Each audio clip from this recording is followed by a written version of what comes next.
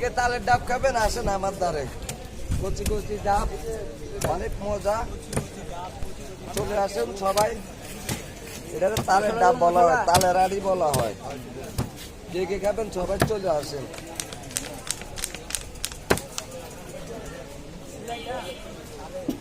সবাই চলে আসেন তালের আড়ি। সবাই খান, তাল খান।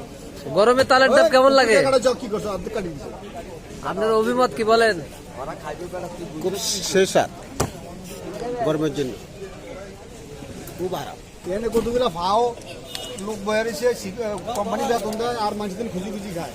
ওই যে তাল খুঁজি খুঁজি খায়। তাল মাথায় বাবু, মাথায় না ভাই, সেই স্বাদ কেন? সেই স্বাদ, সেই স্বাদ সেই স্বাদ কেন?